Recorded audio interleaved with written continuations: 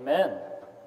Well, first I'd just like to again thank Pastor Stuckey for allowing me to preach tonight, and I appreciate everyone who was able to come to service on this Wednesday.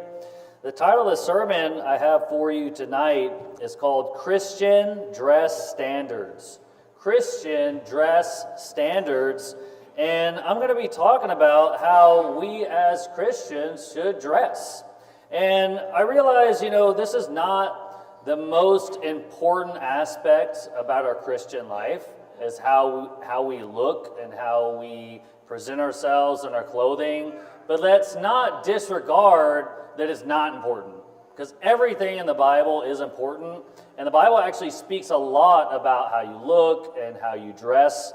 You don't need to turn there, but I'm going to read for you in Matthew 23 and verse number 26. It says, "Thou blind Pharisee, cleanse first that which is within the cup and platter, that the outside of them may be clean also." So Jesus is rebuking the Pharisees. He's saying, look, first you need to clean up the inside. And then that way the outside would also be clean as well. So obviously we realize the inside is more important. Your heart is more important than the outside physical appearance and your clothing. Obviously, God wants your heart, and our heart should be in it. We should be doing things for the right reason. Serving God is very important, and how we feel about that. But let's not forget the outside is supposed to be clean too. We want both the inside and the outside to be clean in the sight of God. And so I want to go over what the Bible teaches on how we should look as Christians. The Bible does speak a lot about this. The Bible talks about clothing.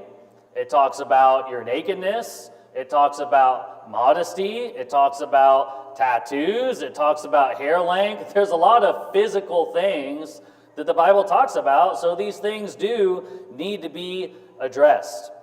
Now, the first thing we're going to look at is in chapter number 22, Deuteronomy 22, and verse number 5. It says, "The woman shall not wear that which pertaineth unto a man, neither shall a man put on a woman's garment, for all that do so are abomination unto the Lord thy God." So we can see here God does care about your clothing, because it's saying, look, there's a certain type of clothing that pertains to a woman, and if a man was to wear that garment, well, now that man, he is an abomination. He is disgusting. He is vile. That's gross. That belongs on women. And vice versa. There's a garment for men, and if a woman was to put on that piece of clothing, now she also would be an abomination. So we can see here, apparently God does care how you dress. God does care on how you look. Even in the same chapter, we read it in verse number 11. It says, "Thou shalt not wear a garment of divers sorts, as of woolen and linen." So again, it's talking about what you're wearing. So God cares. Look at verse number 12. Thou shalt make thee fringes upon the four quarters of thy vesture, wherewith thou coverest thyself. So again, he's talking about clothing. That specific one, they're supposed to have a blue fringe on the outside of their garment. And that blue fringe was supposed to remind them about the commandments of God. And so, but we see here in the same chapter, at least 3 times mentioned clothing, that God is very specific. Now, I really wanted to focus on verse number 5, because I think that's the biggest issue that we have today, where you have women are wearing men's garments, and you have men wearing women's garments.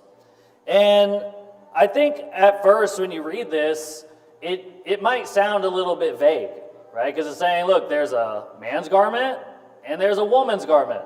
And if you essentially cross-gender, right? If you are cross-dressing, now you are an abomination. And it doesn't give you the specific article of clothing that would let you know what is an abomination. But I think just nature itself teaches you what is a man's garment and a woman's garment. Or just I like the process of elimination. Because if you just think logically, what would be so sinful that it would be considered cross-dressing for you to wear it? I mean, if we're just starting top to bottom, is it sinful for a man to wear a hat? Hats are only for women. It's like, that's ridiculous. Sorry. Sorry, guys, no hats. Or vice versa. Now, no, it's sinful for women to wear hats because that's a man's clothing. It's like, that's ridiculous, right? Okay, well, all right. Is it a scarf? Yeah, scarves are only for women. That's a woman's garment. Men can't wear that. Sorry. It's winter and you're freezing. You can't wrap anything around your head. It's like, no. Okay, let's keep going out. Is it a jacket? Sorry, ladies, no jacket. That's a man's garment. You're an abomination. I know you're cold, but no jackets for you because that's a man's garment. Obviously, that's ridiculous, right? A t-shirt. Is a t-shirt only for a man or a woman, or is it both? Obviously, these things, it's pretty clear it's okay, right? A man or a woman could wear a jacket, a shirt, a hat. Okay, well, let's keep going. How about pants? Ding, ding, ding. What's a man's garment? A man's garment is pants. Just look at the bathroom sign right there. It's easy to tell. These aren't even labeled. Do they say male and female on there? I don't even think so, right? I see something very small at the bottom. It doesn't even say if it's male or female. How did you know? I don't think we had any men walk into the female's bathroom. Hopefully not. How did you know?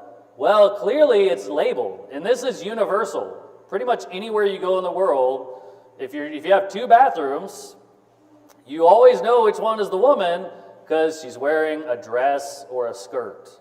And I think nature itself teaches you, if you see a man wearing a skirt or a dress, something's wrong. Something is wrong with that guy.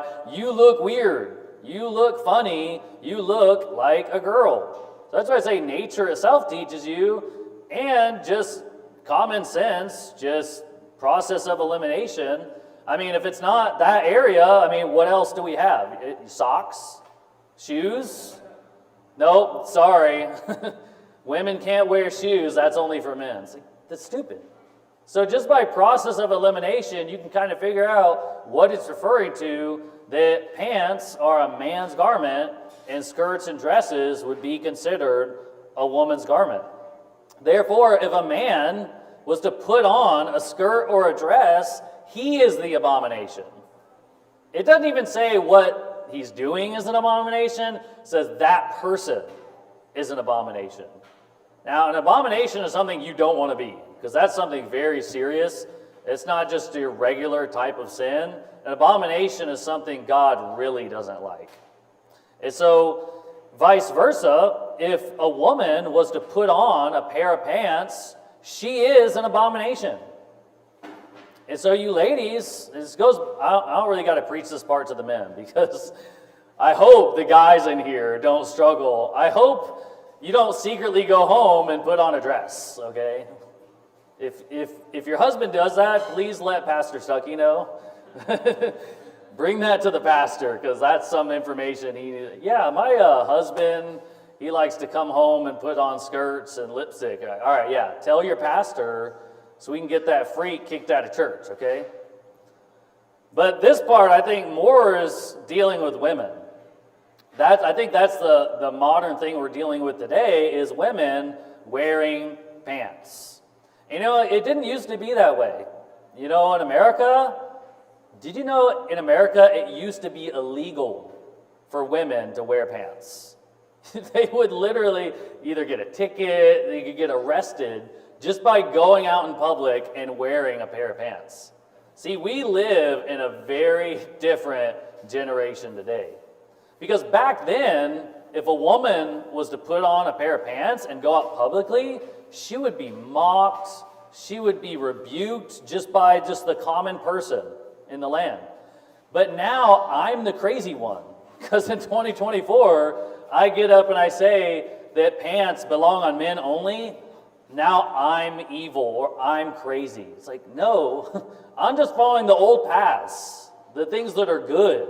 the things that are biblical. It's only that this feminist society, they have brainwashed women to go out and put on pants and go join the workforce.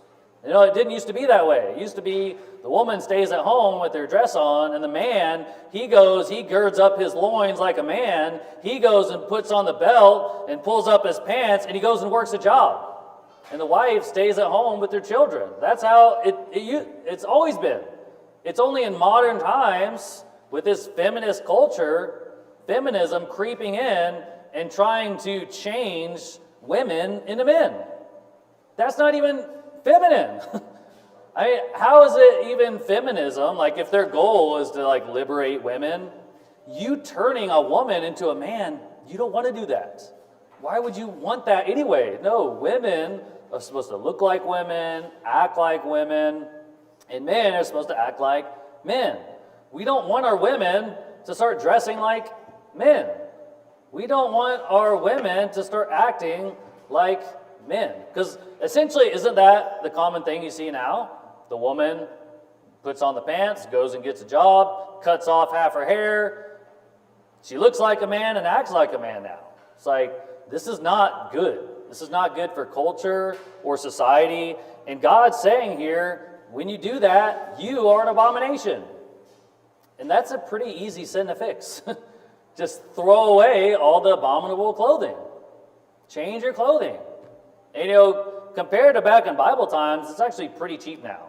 I mean, you can just go to your OK shop and get some used clothing. You don't have to have the nicest, fanciest dress and skirts, but you can get something where you're not an abomination. I mean, a few hundred peso, you could fix that problem. It's just a lot of people don't know, or that they don't care. And I'm not preaching this to you because I hate you. No, it's because I love you. I don't want you to be an abomination, whether you're a man or a woman. And you know, and I feel sorry for the women of this generation because you've been brainwashed to think that it's normal. But it's not.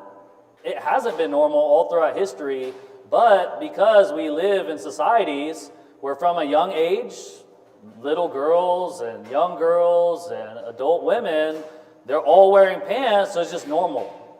You're desensitized to it, where you don't even look at it as a problem. That's why you're supposed to be renewed by the Word of God. Did you come to church to make changes? I hope so. So don't get mad at me when I'm telling to change your clothing. God does talk about clothing a lot. Go to Exodus chapter number 28. Exodus chapter number 28.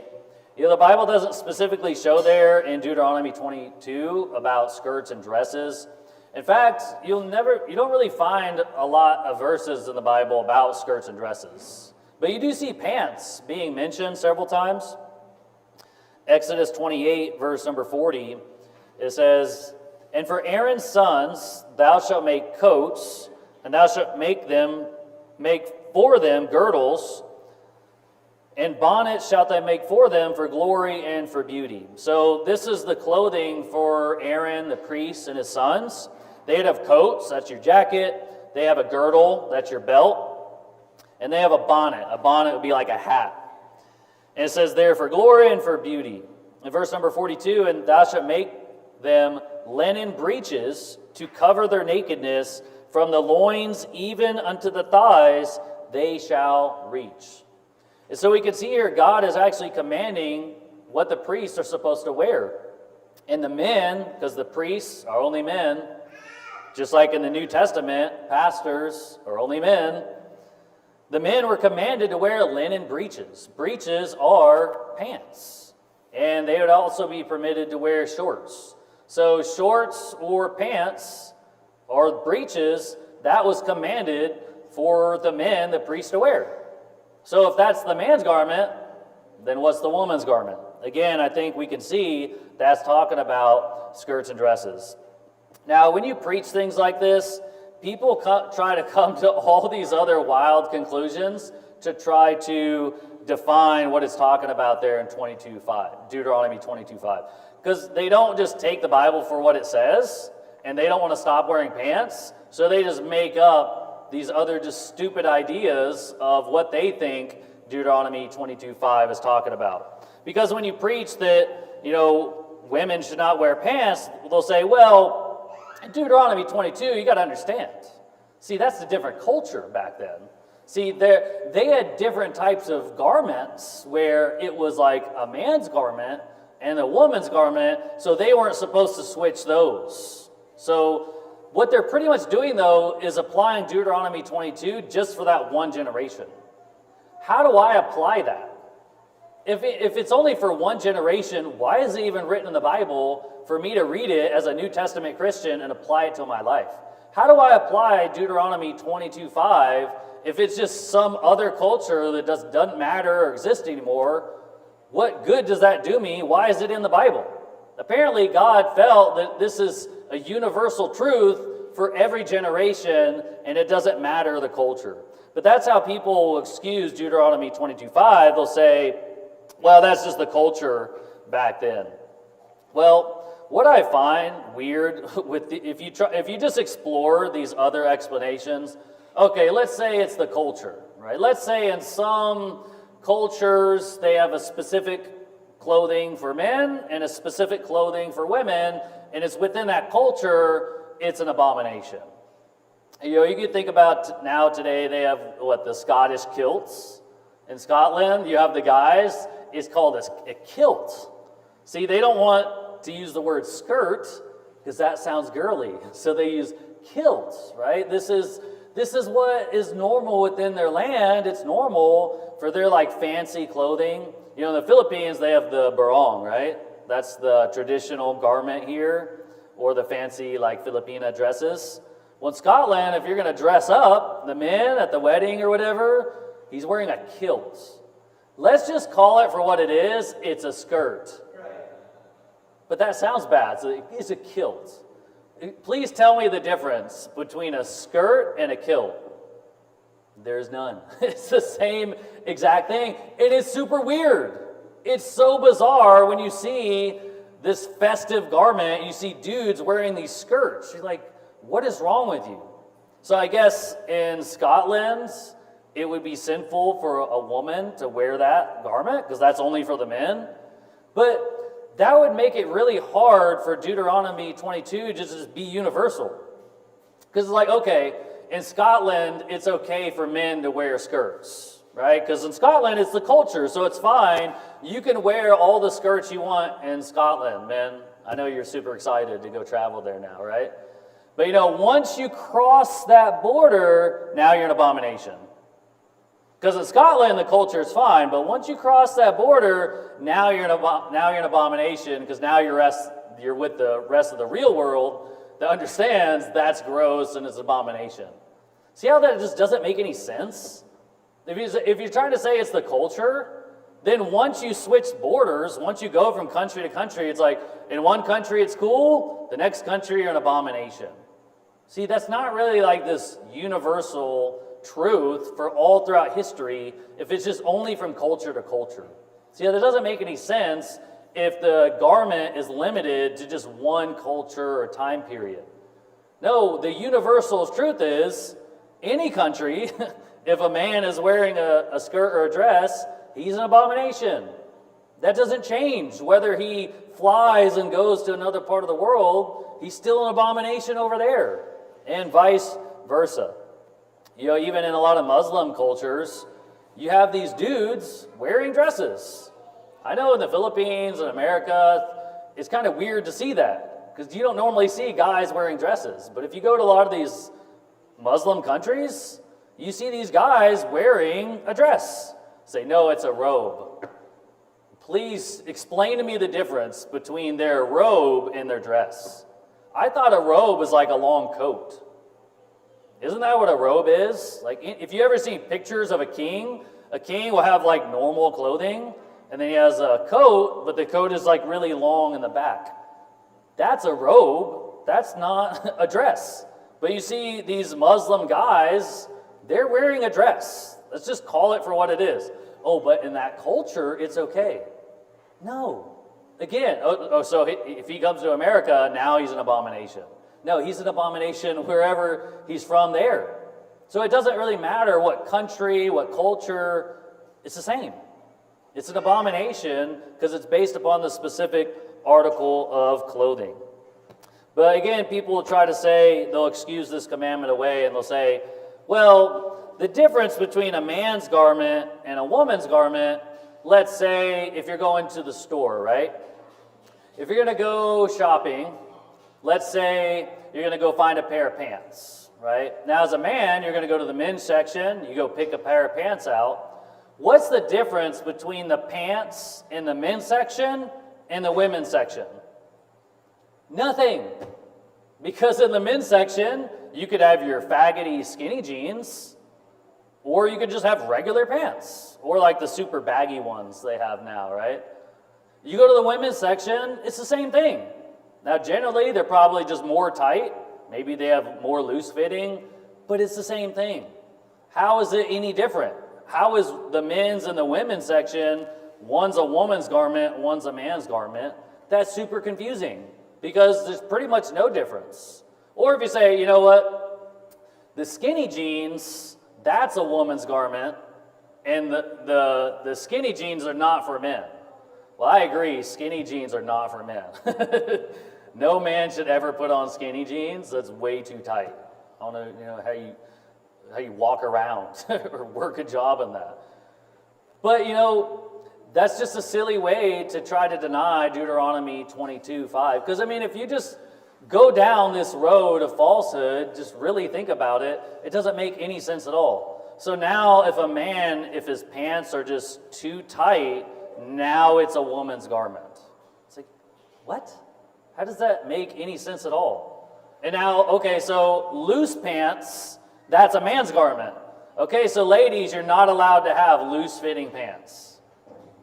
It's like, what? No, they have to be super tight to the skin to be considered a woman's garment.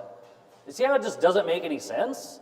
But people, because they just don't want to follow the Bible, they just make up all these excuses. But if you just go down their road, you see it's foolish.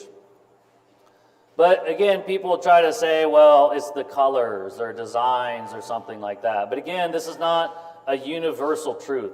Obviously, if a guy was wearing pink pants with flowery designs on it, yeah, that looks very effeminate, right? But I'm not going to say that's a woman's garment now. That just looks like an effeminate man's garment. So it's not necessarily like the color or the design. No, it's the actual piece of clothing itself. That is the garment that makes one an abomination. Now, as far as leggings are concerned for women, I think leggings are totally fine. As long as you cover up those leggings with a skirt or a dress, leggings are fine. Because especially too, when it's cold, if all you have is a dress or skirt on, you're going to be freezing. It's not even cold outside, and my wife is just always cold. I don't know what it is. It's just a female thing. They're just always cold, even when it's not. And so, yeah, that actually makes sense where you need some additional layers to help cover up to keep yourself warm. It's pretty popular before stockings, which is just like a long sock essentially, which that's pretty much what the leggings are, just without the sock part. So I'm not against leggings, but please never wear leggings in public because that's your underwear. It's supposed to be under. It's supposed to be under your clothing. Put a skirt or a dress on top of that. So the first thing, we're talking about Christian dress standards. Pants are for men, and dresses and skirts are for women. Now, if you look up skirts just in the Bible, it's not talking about the skirt what we think today. Because when we use the word skirt, we're thinking of the article of clothing. For ladies, it's a skirt, right? Well, skirt in the Bible is actually talking about the edge of your garment. That's why, in Psalms, I don't have the exact reference, but it talks about the oil that Aaron was consecrated with. The oil dripped down from his beard on the skirts of his garments. Look, Aaron's not wearing a dress. He's wearing pants. We already saw that, okay? But the skirt of his garment is talking about the oils dripping off the edge of his clothing. So when you see skirts in the Bible, don't misunderstand that for the skirts we think of today. It's just talking about the edge of your garment. Now, One other thing about being an abomination, it's not funny either. When people cross-dress, we shouldn't take pleasure and joke around about that. You know, I don't want my kids to play around and just, oh, my son's going to wear a dress. It's like, no, that's gross. He looks disgusting if he was to put on a dress. It's not funny. It's not cute. I'm not going to take a video of that. I was like, take that dress off. That's for girls. And vice versa, my daughter is not going to wear pants. And I'm so sick of this gender-bending culture where they laugh and they make fun of it. And especially now with the internet, people making all these videos, you have the guy, he's trying to play both parts. So the guy, he'll be in one part of the video looking normal, and then it'll flash to the next screen, and what does he do? He puts on this long hair, he puts on a dress or something, even like makeup. It's like, you some sick freak? Like, I understand you're trying to make a video, but do you have to look like such a weird abomination? Do you have to take it to that such extreme to actually dress up like a woman? What's wrong with you? That they're just doing it for the likes, the money, the fame, or whatever, because people take enjoyment out of that. But if I see stuff online where a man is wearing a woman's garment, dressing like a woman, I'm like, next. I don't want to see that. That's disgusting. It's perverted and it's filthy, and we as Christians need to not be entertained by the sinful things of this world. The next thing I want to talk about, I know I talked about that for a while. That's point one, okay? When it comes to dress standards, we kind of read it earlier, but in Exodus chapter number 28, if you're still there, in Exodus 28 in verse number 42, he talked about the clothing for men. For the priests, it says that thou shalt make them linen breeches to cover their nakedness from the loins even unto the thighs they shall reach. So when we're talking about Christian dress standards, not only you don't want to cross-dress and wear the wrong garment, but clothing is supposed to cover your nakedness. Now, you don't have to cover every inch of your body. Specifically, your nakedness, it says it's from your loins unto your thighs. So essentially, unto your knee, your thigh area, that is your nakedness. That is where your secret parts are, and it's supposed to be a secret. You're supposed to cover it where other people cannot see it, because if your thighs, if your butt, if that area is exposed, other people are seeing your nakedness. It's called your secret parts for a reason. It's supposed to be secret to you and you alone. But we live in a generation, they don't have any standards. They will literally just walk outside naked. Because that's what they're doing. You see these women, they're wearing these short shorts. They're walking outside naked. Now, because we're desensitized to that, we don't view that as nakedness. Oh, all the girls do it. Every girl's wearing the short shorts. So it's fine, right? No, they're literally walking outside nakedness. Their nakedness is exposed. Nakedness, you're supposed to be embarrassed. It's supposed to be shameful if someone else sees your nakedness. But nowadays, you just parade around in public like it's no big deal. Look, showing your nakedness is shameful and it's embarrassing, and you should not be trying to advertise your body like that and showing your nakedness to other people. The only person that should see your nakedness is your spouse. That's it. Not the public. You shouldn't walk outside like that. You need to cover yourself up. That's indecency right there.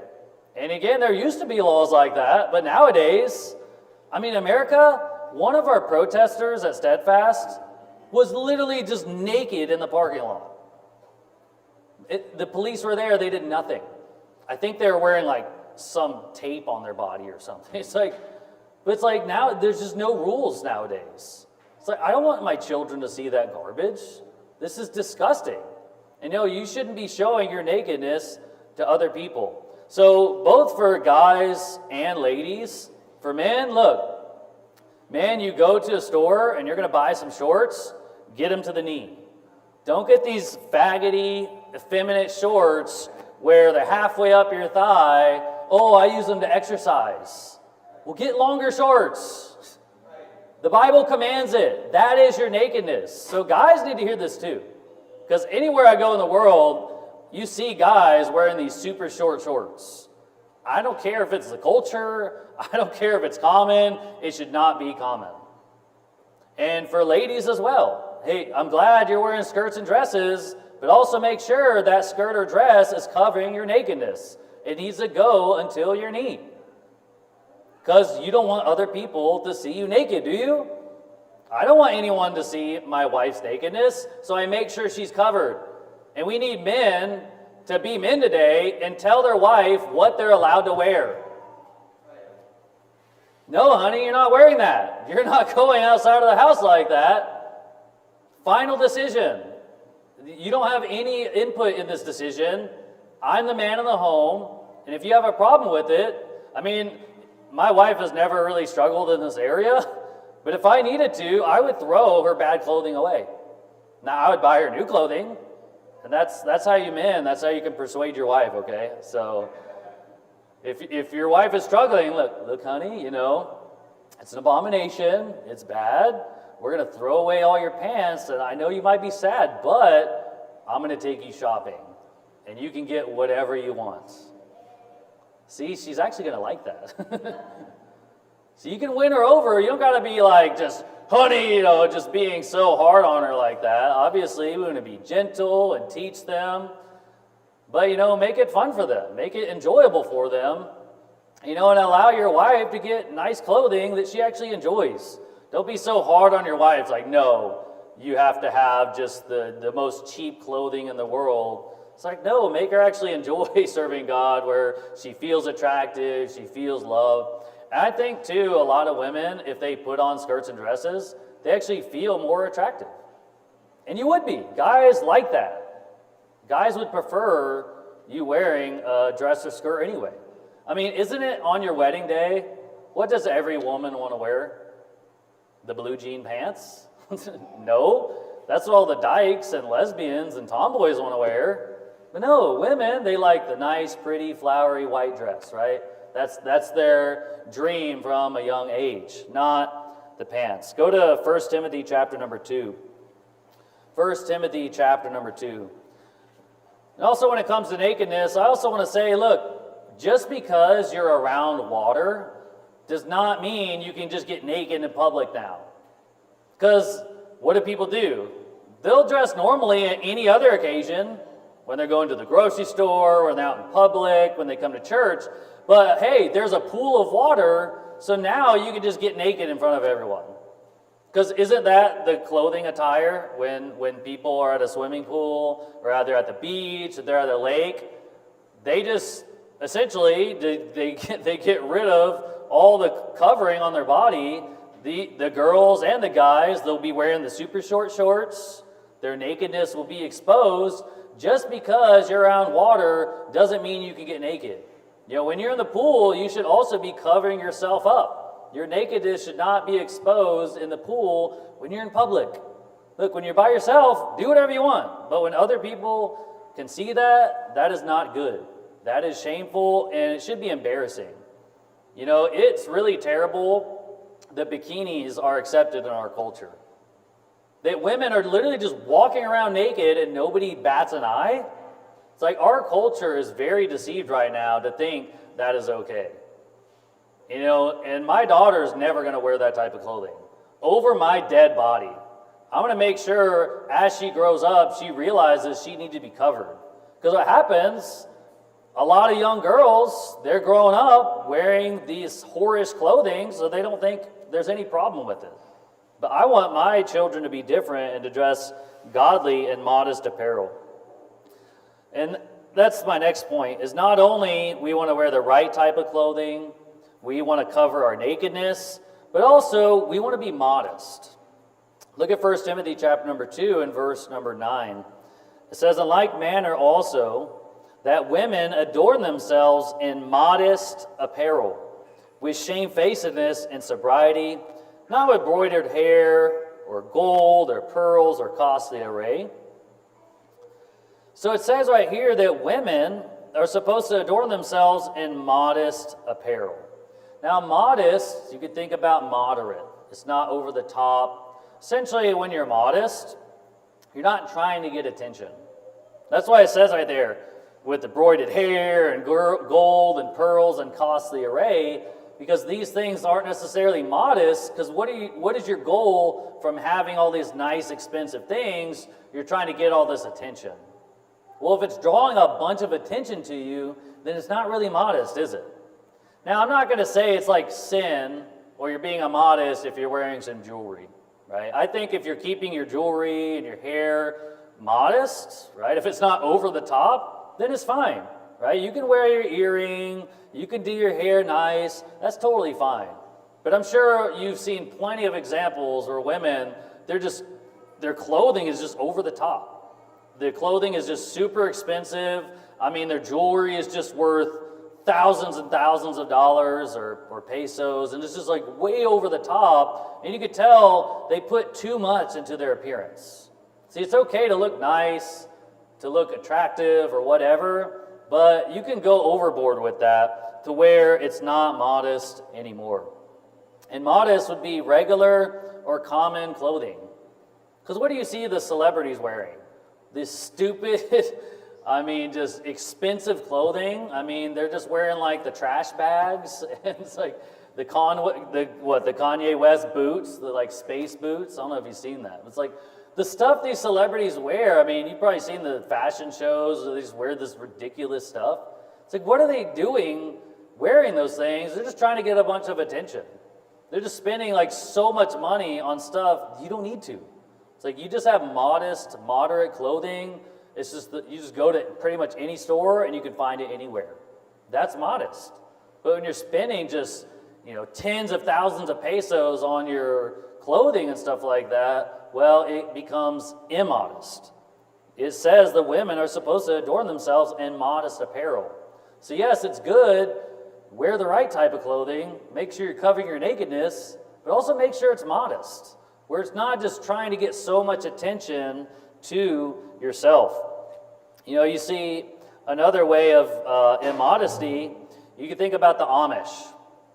Because the Amish, the ladies, they're wearing their head covering. I mean, their dress is covering their entire chest area. They have a very long dress down their feet. So you'd say like, wow, they're wearing the right clothing, they're covering their nakedness, but it's not really in the style of today, right? They look like they're dressed from the 1800s because they are. It hasn't changed. So even though it's the right type of clothing, it's still immodest because now they're standing out.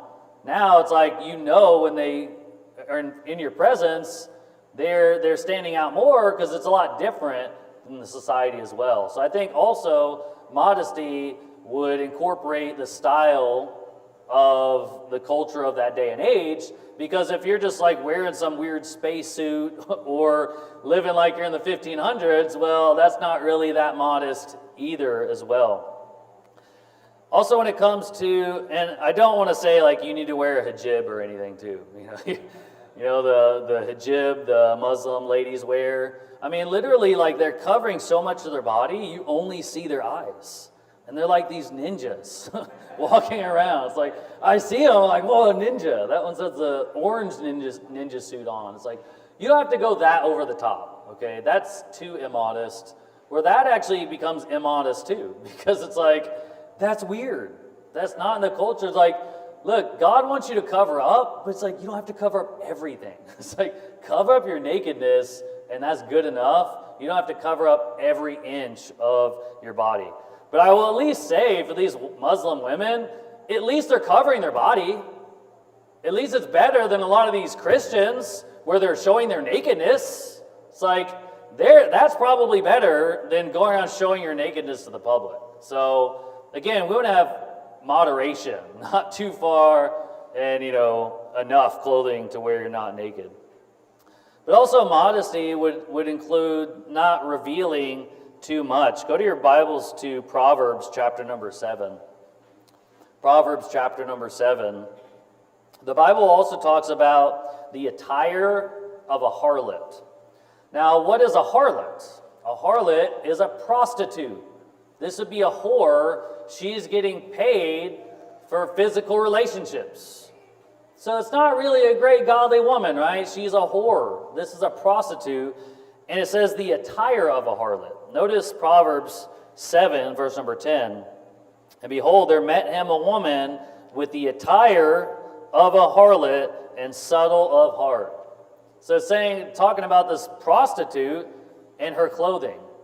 Now, it's kind of showing you there's a difference between normal clothing and clothing that a prostitute would wear. And I think any generation is pretty easy to tell what types of clothing a prostitute would wear.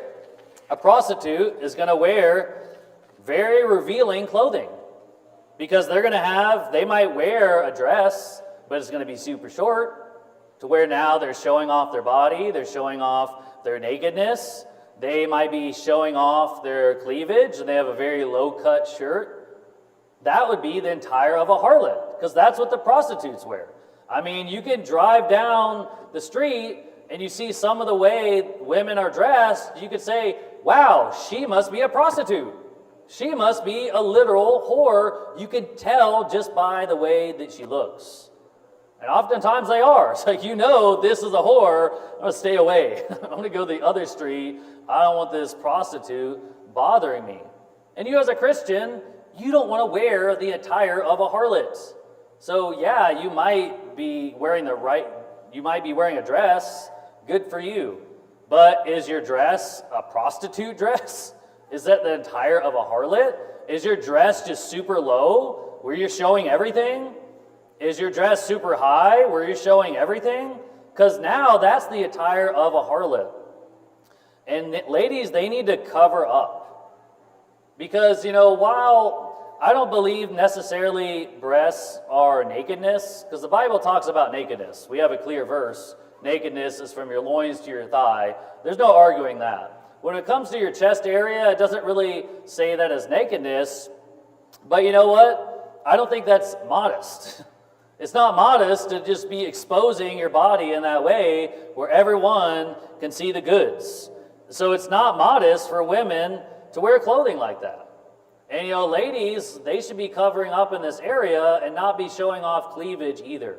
You got to be very careful with the low-cut shirt, especially when you're moving around, because it might look fine in the mirror, but once you bend over, especially too, if you're shorter and people are taller than you, if you're not properly covered, they're going to see things. And that's why you want to be covered as much as possible. Again, you don't have to wear the hijab, but could you at least cover that? Could you at least be modest?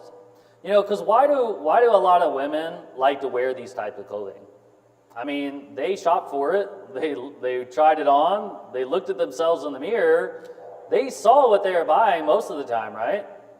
Why do they want it? This revealing clothing for the attention, right?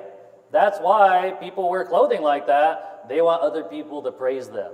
They want other men to praise their body, so they're revealing parts of their body that should not be shown. So that's why they're wearing that type of clothing. It's very revealing to get attention. Now, is that really the attention that you ladies want? Do you want some knucklehead guy who only cares about your body to be lusting after you? You shouldn't, because that guy, he doesn't care about you.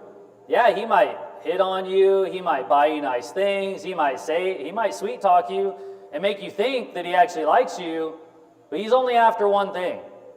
And you are the one provoking him by showing that. It's like inviting him almost. And if you don't want that type of attention, you want a guy who actually cares about you, not just your body. And that's why if you're covered up, now he can focus on you instead of just lusting after your body. You're bringing the wrong kind of attention to yourself. But also now when it comes to just, wearing revealing clothing, another way it could be revealing is just how tight it is as well. Because even though you might be covered, the fact that your clothing is super tight, well, now it's not modest anymore. Because again, and I don't want to paint any pictures in your head, but if you're thinking about the attire of a harlot, what do you have? Revealing clothing. She's probably wearing stuff that's super tight on her skin, so you can just see everything.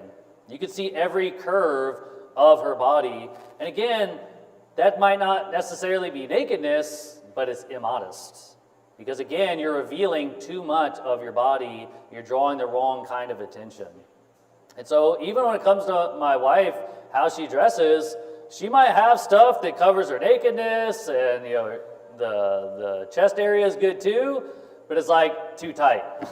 Sorry. It's like, I know you really like that dress, honey, but that's just too tight.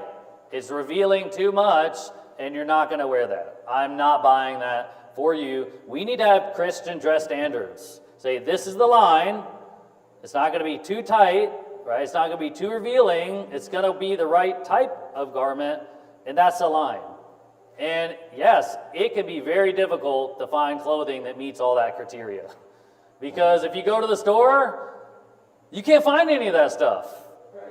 Because all the ladies, they want to buy all this revealing clothing, the wrong types of clothing, so it could be very difficult to shop for the right clothing for women. I mean, man, we got it pretty easy. You walk in, buy a t-shirt and pants, pretty easy, right? You're not going to stumble down the dress aisle. But for ladies, it can be very difficult to wear the right type of clothing. But, you need to seek and search and find and get the right stuff, because not only, especially if you're married, you want to please your husband, but you want to think about God. Is God pleased with the way that I'm dressing myself? Go to 1 Corinthians chapter number 11. 1 Corinthians chapter number 11. If I haven't offended you yet, I'm sure I will by the end of the sermon, okay? And again, my goal is not to offend you, it's to teach you the Word of God. And a lot of people have not heard this kind of preaching before, and that's why it needs to get preached. Not because I hate you or I'm mad at you, because you don't know. A lot of people have not been taught this, especially in this generation, and there's a lot of new believers, and they need to understand how God feels about the way you dress. Dress standards also would include the length of your hair. You might say, really?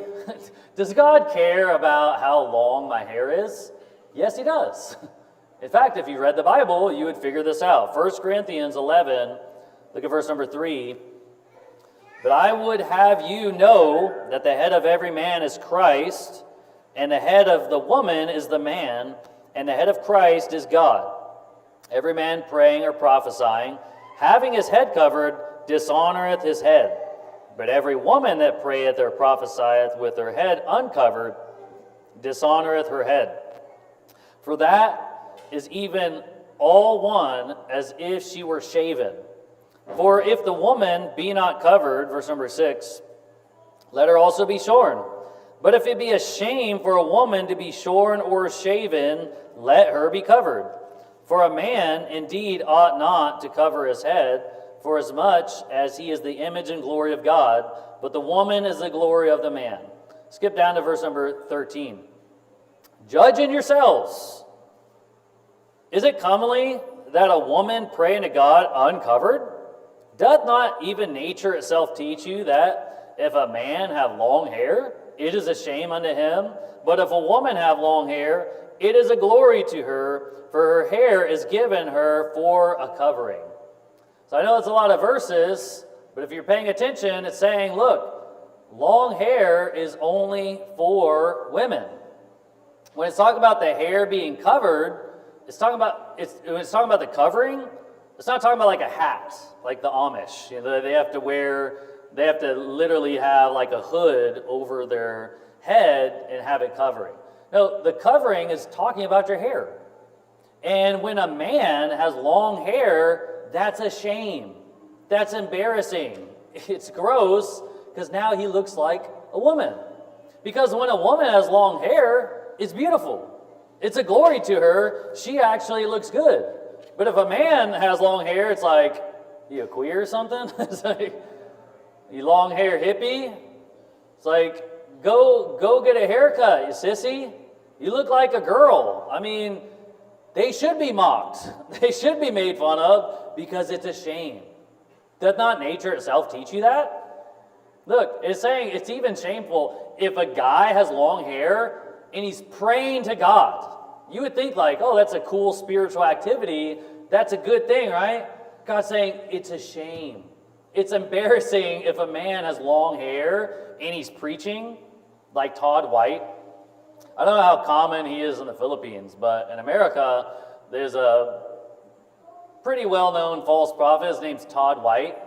And he's this white guy with this like orange, I don't know, tan on. I don't know if he got like a spray tan or something. He looks very bizarre.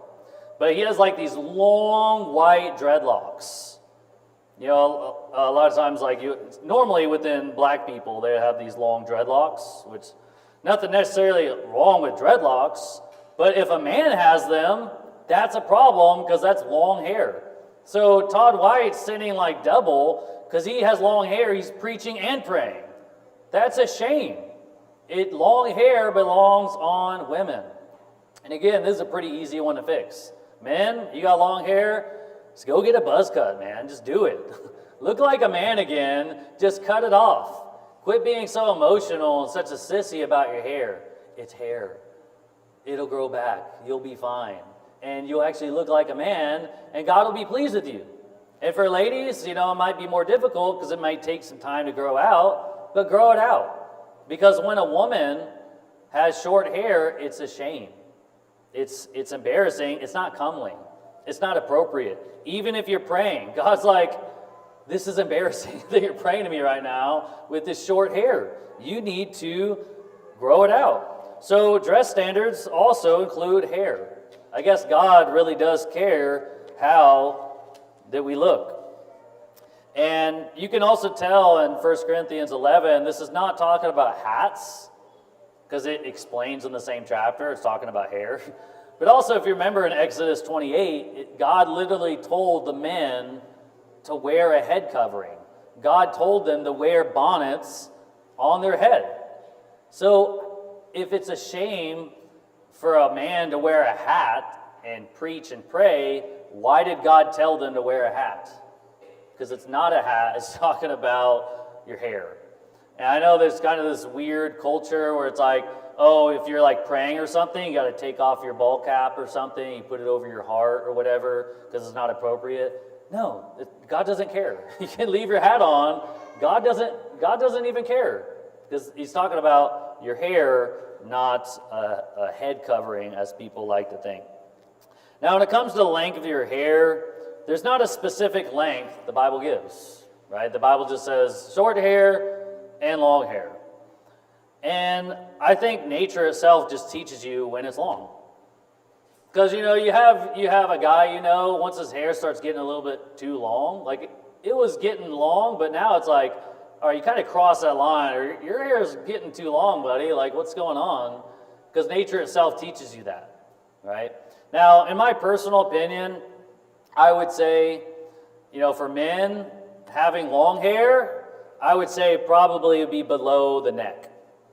Because once his hair goes like below the neck, like now it's on his shoulders, that's not short, that's long. And again, the Bible doesn't give these specific details, that's why I'm saying it's more of my opinion. But it doesn't really matter as far as the exact length. The point is you don't want to get close to that length. You don't want to get like as close as you can to looking like a woman.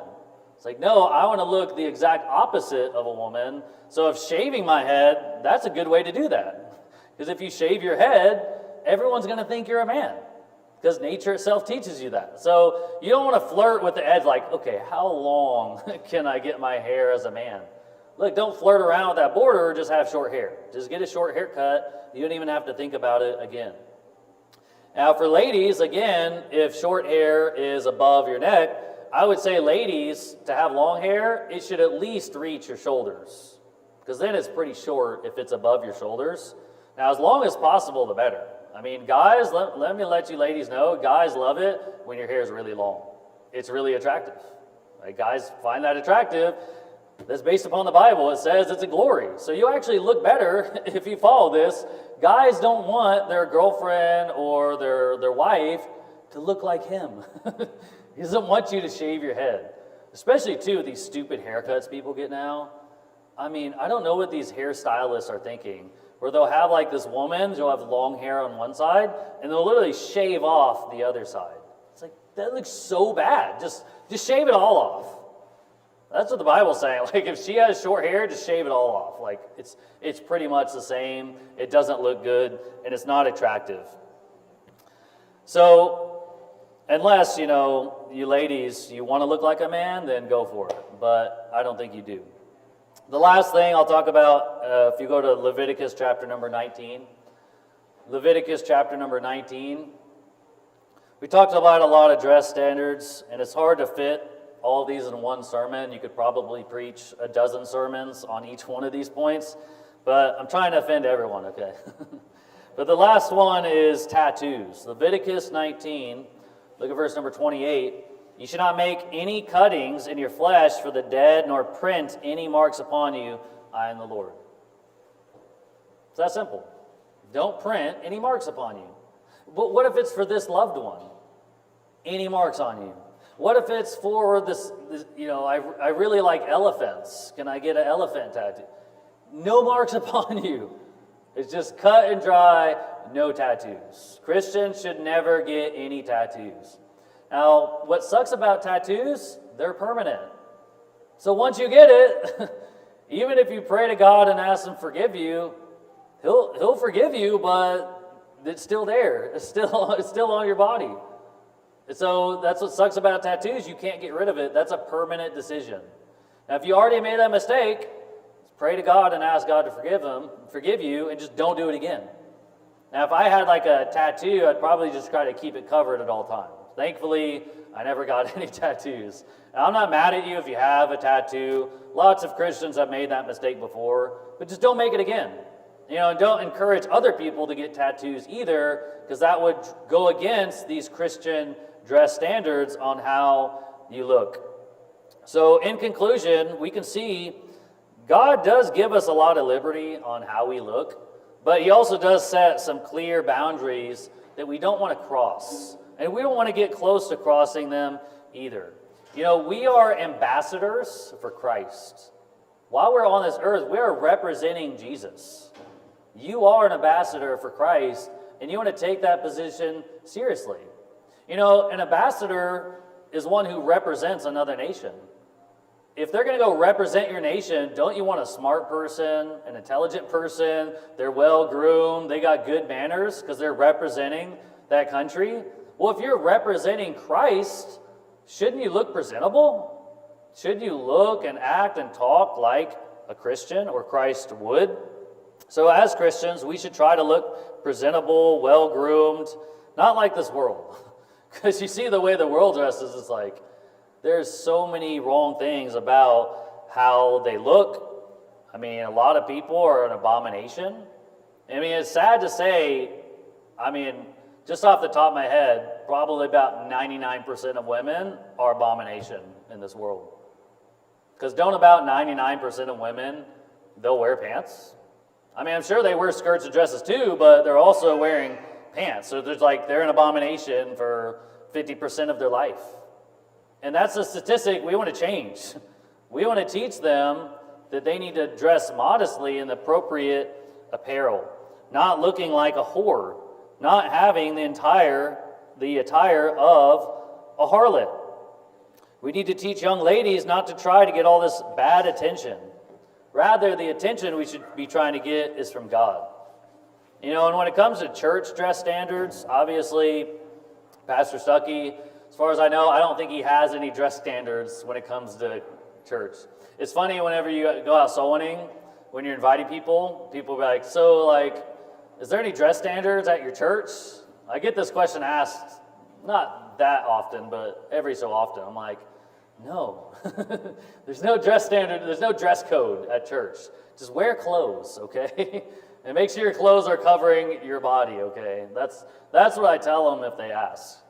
Because, there's not any dress code here.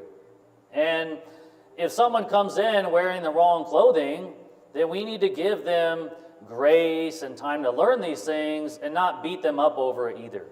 Especially if there's a new visitor. If a woman comes in wearing pants, I'm not mad at her. I'm not hating her in my heart, how dare you wear pants in the house of God? That's an abomination. I'm going to go up to you and rebuke you. It's look, they don't know. We should be kind to them, gentle. And I don't believe it's our duty just to go around and correct every person in church either. You know, if a woman came in pants to church, I would probably never bring it up to them. You know how to do? I would let Pastor Stuckey come do it when he preaches. And they could hear it that way. Because if you're new to a church and everybody's just judging you for all these little things, how are you going to feel? You're never going to come back. Especially for women. If they get offended like that, they're going to feel like everyone hates them, they're making fun of them. They're not going to come back. And so if someone comes in, maybe it's a woman with short hair and wearing pants, we should invite them and welcome them in, give them grace and time to learn these things, and hopefully they turn around. But it's not like the women in my life I need to police and tell them what to wear. Now, if they ask me, hey, I'll tell them. It's like, if someone asks me about the Bible, I'll show you. But I'm not like going out of my way trying to just pick people apart for all their little sins. You know, I control the dress standards for me and my house. My wife, my children, I pick their clothing. I'm not going to come up to your wife and tell her how to dress. Even as the husband, like, I'm not going to tell you to tell your wife how to dress. Right? That's your responsibility. I'm not going to come, hey, do you know your wife is wearing pants? Like, I'm not going to do that. Because that is not my job, just to go around and correct every other person. Now, if he comes and asks me how I feel about that, well, you asked, so the hammer's coming down. But again, if I see someone, if there's people in my life, it's not like at the Christmas party, all the females in my family, I'm just going to go correct them. Like, hey, you're an abomination. What are you doing? It's like, no, we want to give people grace. I mean, especially too, if they're not even saved. I'm not worried about you switching from pants to dress. I'm worried about your soul going to hell. And I don't want to offend you with some doctrine that could be very offensive to you before I preach you the gospel and get you saved. So again, we don't want to just be picking people apart and just judging people too much when it comes to these things. You know, especially when it comes to how people dress. You know, that could be very offensive to some people. So we want to let the pastor take care of those things. We don't want to pick new visitors apart. We don't want to be just judging too much. We want to give each other grace. Okay, so I hope that helps you understand what the Bible teaches about a lot of dress standards. And I hope as you read the Bible, you'll see how many times clothing is mentioned and how much God actually cares about how his people and how his children look. So with that, let's close in a word of prayer. Dear Lord, we thank you so much for your word that just teaches us and corrects us. And I hope nobody would be offended by this sermon. Lord, but I pray you would help them to have a humble heart and they'd realize this is coming from love and this is coming by the word of God. And I'd pray you'd help them to humble themselves and actually make these changes in their life, especially when it comes to being an abomination. We love you in Jesus' name. Amen.